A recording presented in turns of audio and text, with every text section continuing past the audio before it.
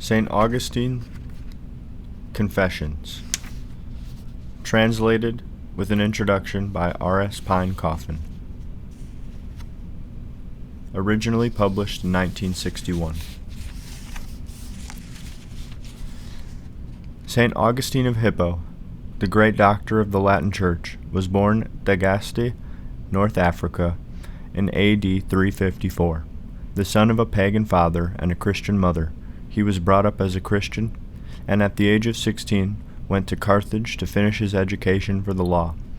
In 375, on reading Cicero's Hortensius, he became deeply interested in philosophy. He was converted to the Manichaean religion, some of whose tenets he continued to hold after he had founded his own school of rhetoric at Rome in 383. At Milan he was offered a professorship and came under the influence of Neoplatonism and of the preaching of St. Ambrose. After agonizing inward conflict, he renounced all his unorthodox beliefs and was baptized in 387. He then returned to Africa and formed his own community, but in 391 he was ordained priest against his wishes, and 5 years later he was chosen Bishop of Hippo. For 34 years, St. Augustine lived in community with his cathedral clergy. His written output was vast. There survive 113 books and treatises, over 200 letters, and more than 500 sermons. Two of his longest works, his Confessions and City of God, have made an abiding mark not only on Christian theology, but on the psychology and political philosophy of the West since the Dark Ages. He died in 430 as invading Vandals were besieging Hippo. R.S. Pine Coffin, a Roman Catholic, was born in 1917.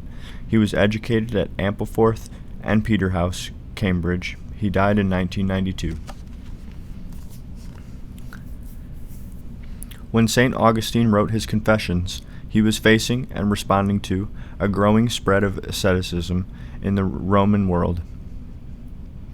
His task was twofold: to explain to himself the significance of his conversion to Christianity, and to do so in terms that would convince his readers that this was indeed the one true faith. In his attempt to achieve these aims, St. Augustine produced a masterpiece of intellectual biography. The Confessions are written with an emotional intensity that sets him apart from the academic tradition to which he belonged, and in this intensity, combined with ferociously self-honest analysis, that has given his work its lasting appeal. Beautifully written and suffused with philosophical and theological learning, the Confessions are an outstanding account of the search for truth by a sinner who became a great saint. The life of St. Augustine has a special appeal because he was a great sinner who became a great saint.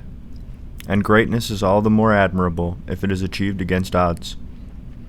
From his own account, we know that he lived a life of sin until the age of 32, and even after he was intellectually convinced of Christian truth, he was prevented from accepting the faith by weakness in dealing with sexual temptation.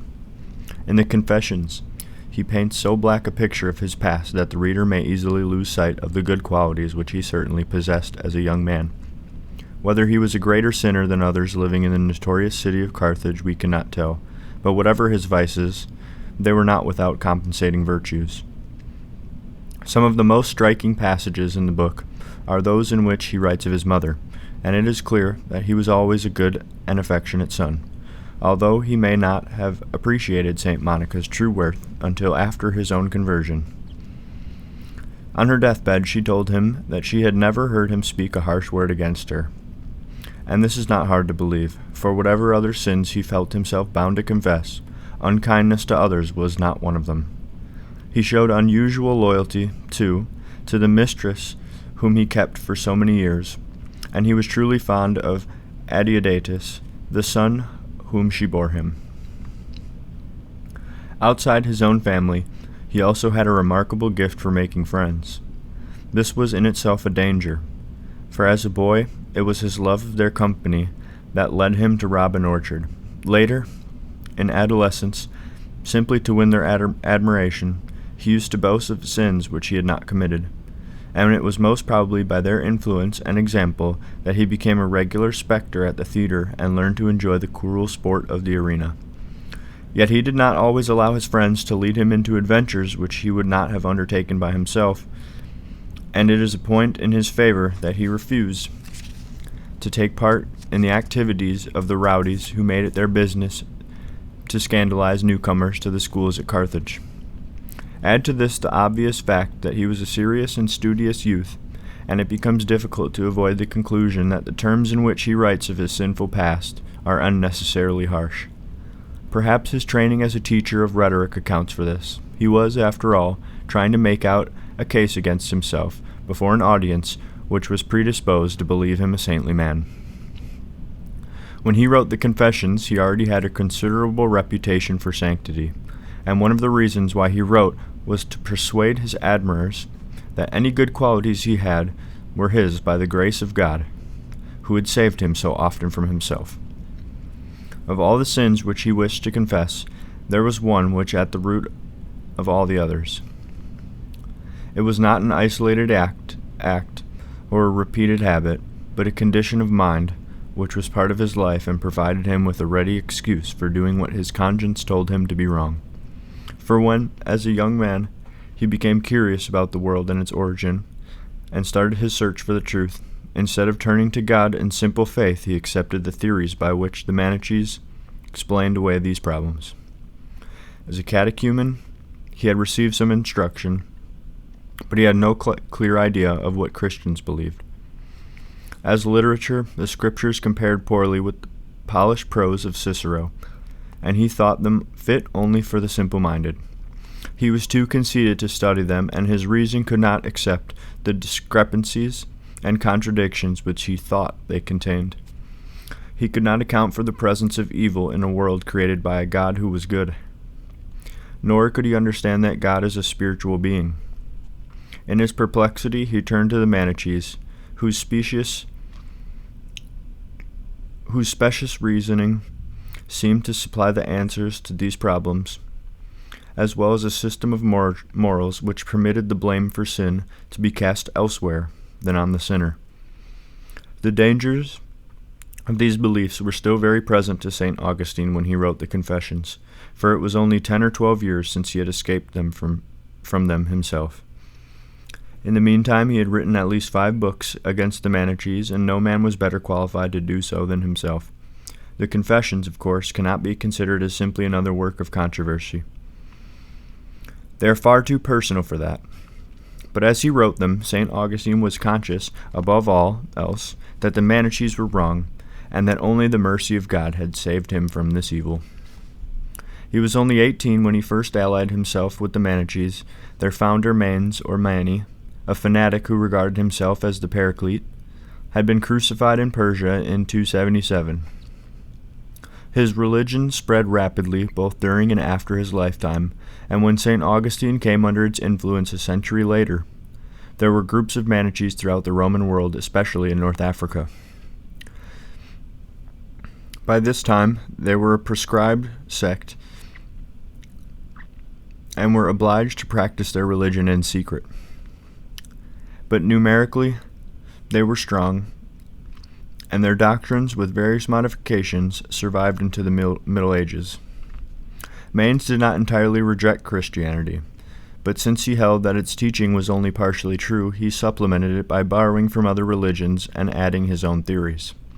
He alleged that there were inconsistencies in the scriptures, and that the text was corrupt and therefore untrustworthy. In particular, he denied the virgin birth and Christ's crucifixion, since the flesh was tainted with evil, and any association with it was unworthy of God. This belief was derived from the fundamental doctrine of Manichaeism, which was that in the beginning there are 2 independent principles described as good and evil, or light and darkness. The evil power invaded the kingdom of good power, and in part captured it, so that the 2 became mixed. Matter was therefore composed partially of good and partially of evil, both being present in a given substance in a greater or smaller degree. Good and evil were permanently in conflict, because the captive particles of good or light were always struggling to escape from the evil or darkness which enveloped them. In flesh of all sorts, very few traces of the light element were present, and for this reason meat was not to be eaten by a good Manichee. Light was present in greater quantities in vegetable matter, which could therefore be eaten. The light particles were freed from imprisonment when the elect or higher order Manichees ate these foods, but it was wrong for a member of the sect to cut down a tree or even pluck fruit or to commit any other act of violence harmful to the good elements in plants. These operations were to be performed by the wicked on behalf of the Manichees, that is, by those who were considered as lost souls and belonged to neither the higher nor the lower order of the sect. The elect were supposed to be particularly scrupulous, and to avoid either doing violence to the good elements or taking any action which might assist the powers of darkness. They were forbidden to marry, because the act of procreation was construed as collusion with these powers. For the lower order of the sect, called hearers or aspirants, the rules were less strict, but they were expected to serve the elect and to give food to no one but them, since to do so would be to deliver the good elements into the hands of the devil. It seems incredible that a man of St. Augustine's intellectual caliber could have been taken in by these fantastic theories, but the Manichee's plausible explanation of the problem of evil and his own inability to think of God except as a material being combined to win him over. At first he was convinced by these arguments and even influenced others to accept them. Although he never rose to a higher degree than that of aspirant, he remained with the sect for nearly 10 years, during which he carried out the duties expected of its junior members. But before the end of this period, serious doubts had begun to trouble him. He was assured that Faustus, a leading figure among the Manichees, would be able to settle all his problems, but when this Solomon proved incompetent, he at length determined to remain a Manichee in name only, while he waited for something better to turn up. Once he had made this decision, his mind was open to other influences. He was introduced to the philosophy of Neoplatonists, and their books helped him toward a conception of the spiritual nature of God. At the same time, he began to understand that evil results from man's misuse of free will. This was the beginning of conversion. He listened with greater attention to the sermons of St. Ambrose, to which he had first been attracted only by professional interest in the preacher's reputation as a fine speaker. He learned how to approach the scriptures and how to look for the spiritual meaning behind the literal sense. He went on to read St. Paul's epistles, where for the first time he heard of God's mercy and grace and learned to think of Christ as the Redeemer and no longer simply as a specially gifted teacher. Finally, there came the decisive moment when the truth became so clear to him that he could no longer reject it. St. Augustine's decision to accept the faith is, of course, the central point of the Confessions. After it, he continues the narrative in order to include his baptism and the beginning of the return journey to Africa, during which his mother died. This takes us to the end of Book 9, but at this point the biographical part of the book comes to an end. In Book 10, St. Augustine examines his ability, at the time of writing, to deal with temptation in its various forms, and books 11 through 13 are the exposition of the first chapter of Genesis.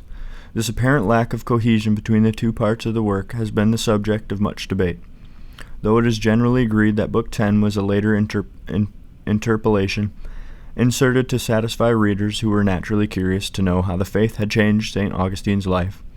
There is less agreement about the purpose of books 11 through 13. The traditional explanation is that they are no more than an appendix, but this avoids the issue, since appendixes are normally added for a definite purpose. Some commentators are content to point out that the first 9 books describe St. Augustine's search for the truth, while the last 3 contain his thoughts upon its meaning after he found it. Others see a connection between the pattern of the Confessions and St. Augustine's method for the instruction of catechumens. In his work, De Catechizandis Rudibus, written only 4 or 5 years after the Confession, he suggests that the catechist should first point out to the convert that God has always taken good care of him, and then proceed to instruct him in the Scriptures, starting with the story of the creation.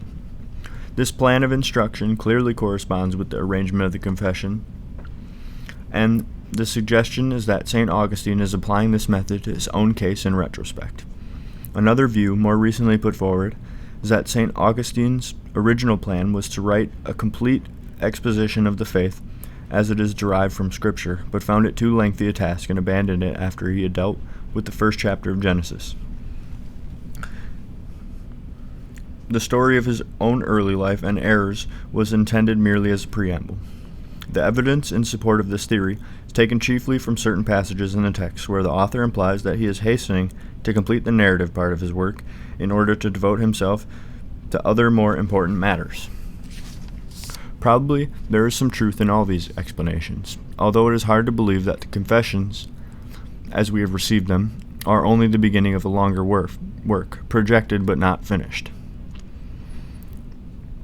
Whatever his precise plan may have been, it is unlikely that St. Augustine would have been content merely to repudiate his early errors. His logical mind would require not only that falsehood should be demolished, but also that the truth should be made apparent. If he was to confess his errors, he must also confess the true beliefs for which he had renounced them, and the foundation of these was to be found in the book of Genesis. What better answer could be made to the Manichaean theory of the twin powers of good and evil than God's own statement that he had made heaven and earth, and that he saw what he had made and found it very good? St. Augustine was satisfied that this was all that was needed to reduce the fundamental principle of Manichaeism to absurdity. If this was how the work was planned, the pattern of confessions becomes clear. In the first place, it is a confession of the writer's sin and error. In the second, a recognition of God's goodness and truth. These two purposes are complementary, and the title of the book covers both. In the third place, because he has been saved from error, and the truth has been made clear to him, St. Augustine offers praise to God and thanks him for his mercy. He is led from confession of sin to confession of faith, and finally to confession of God's glory. The first words in the book, Magnus e Domini e laudabili valde, are the key to the whole. There has been no lack of English translators of the confession. The first to attempt the task was Sir Toby Matthew, courtier and diplomat, whose version was published anonymously and without imprint at St. Omer in 1620. It contained a long and controversial introduction to which the next translator, William Watts, rector of St. Albans, Wood Street, took objection on the ground that it was so errantly partially popish. He began his own translation, which was published in London in 1631 as a Lenten devotion, but, he tells us, I quickly found it to exercise more than my devotion. It exercised my skill, all I had. It exercised my patience. It exercised my friends, too, for 'tis incomparably the hardest task that ever I yet undertook. Watts was followed by Abraham Woodhead, the Catholic writer, who published a translation of the first 10 books in 1660. An anonymous version, now recognized as the work of Bishop Challoner, appeared in 1739. This also contained only books 1 through 10. Next came E.B. Pusey's revision of Watts, published in 1838, which became the standard translation. Entirely new versions were produced in 1878 by W.H. Hutchings, books 1 through 10, and in 1897 by C. Bigg, books 1 through 9. And in the last quarter of the century, to my knowledge, there have been at least 5 new translations, some of them published in the United States and not easily available in this country. Translators in other languages have also produced their quota. These facts alone are ample evidence of the continued and widespread interest in St. Augustine, for few books have been translated so often into so many languages. In preparing this translation, I decided at the outset to use you rather than thou. Although the confessions as might be expected, are written in the form of prayer. It seemed to me that in a work of this length it would merely be tiresome to retain the conventional usage. For the sake of consistency, I have also taken the liberty of changing thou to you in the quotations from Scripture. These are from the Knox version and are printed in italics.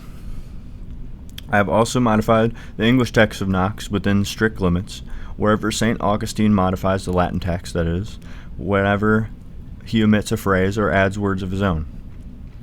Some transposition of words in the English text has also been necessary for grammatical reasons, because St. Augustine frequently combines passages from Scripture not only with one another, but also with sentences of his own. In a small number of cases,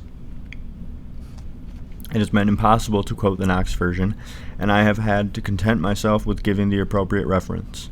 The reasons for this are several. Too much stress need not be laid upon the first of them, which is that the text from which the saint quotes, presumably from memory, is earlier than the Latin version of St. Jerome. This accounts for some variations in wording. In the second place, while it may be grammatically possible to combine two or more sentences as they are written in one language, it does not necessarily follow that they can be combined in the same way once they have been translated independently into another idiom. Here again the number of cases is small. Thirdly, in a few passages, the meaning which St. Augustine elicits from the sacred text does not correspond with that given in Knox. The most obvious example is his interpretation of Genesis 1:1-2. See books 11 and 12. He may sometimes have been misled by an ambiguous Latin version. For whereas Knox translated from the Vulgate in the light of the Hebrew and Greek originals, St. Augustine is known to have had a profound distaste for Greek, and it is very doubtful whether he had any knowledge of Hebrew. Dates of events recorded in the Confessions. A.D. 354, 13th November, birth of Augustine in Tagaste, now Sucaras, south of Bone, in Algeria. He has at least one brother, Navigius, and two sisters whose names are not recorded. His father, Patricius, a small landowner and official of the local government, is still a pagan, but Monica, his mother, is a devout Christian. 365 to 369. At school at Modora, now Madaruch, about 20 miles from Tagaste. 369 to 370. He spends a year at home while his father saves money to send him to Carthage. 370. Conversion of Patricius. 371-74. Augustine studies at Carthage. 371. Death of Patricius. 372. Birth of Augustine's son Adeodatus. 375. Augustine teaches rhetoric at Tagaste. 376 through 83. Teaching in Carthage. 383. The voyage to Rome. 384. Augustine goes to Milan as professor of rhetoric and meets Ambrose. 385. Monica arrives in Milan. 386. February. The persecution of Justina. June. Discovery of the bodies of the martyrs Gervasius and Protasius. July. Augustine's talks with Simplicianus. August. The episode in the garden and Augustine's conversion. He goes to Cassicum,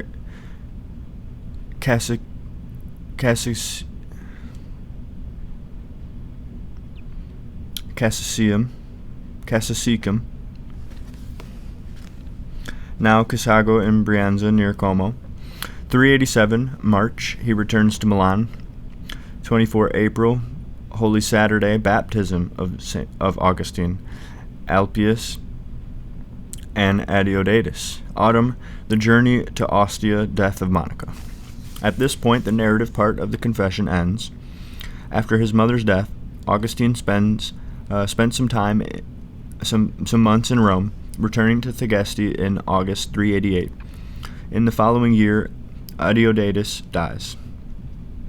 By now, Augustine was living a monastic life, devoting himself to study and writing. In 391, he visited Hippo, now Bone, and was persuaded by the bishop, Valerius, to offer himself for ordination. This meant that he had to leave the community of Tagaste, but he was permitted to found a new monastery near Hippo.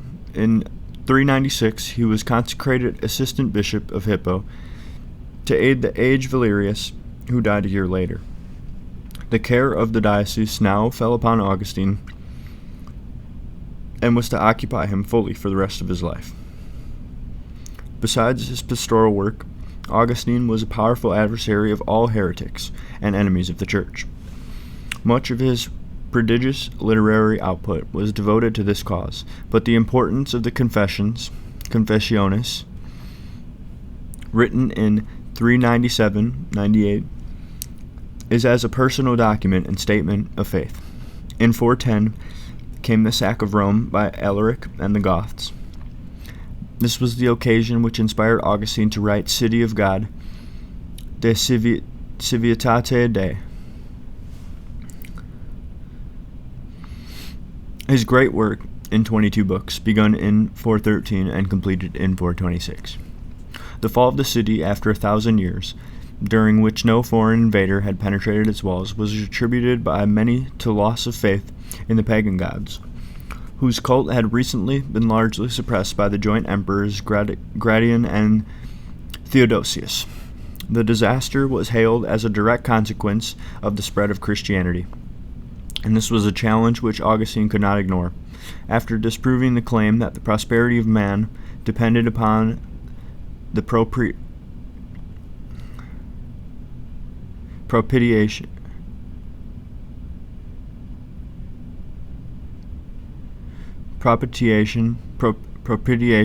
of a miscellaneous array of gods, he went on to define the Christian answer to the religious, philosophical, and political problems of the world and its government.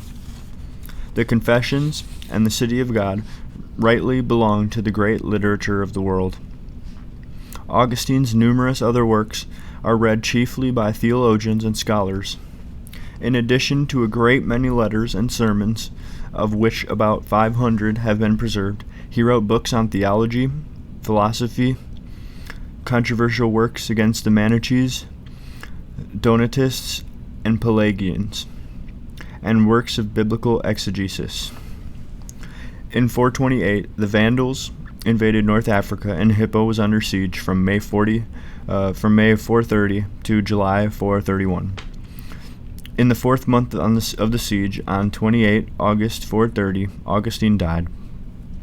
In 497, when the Arian king of the Vandals, Thrasimund, forced the bishops to leave Numidia, they carried Augustine's remains with them to Sardinia. The island was repeatedly razed by the Saracens in the 8th century and during the incursion of 721-22 to save the body from desecration. Liutprand, king of the Lombards, sent envoys to ransom it. They brought it to Pavia in northern Italy, where it was reinterred in the monastery of San Pietro in Ciel d'Oro.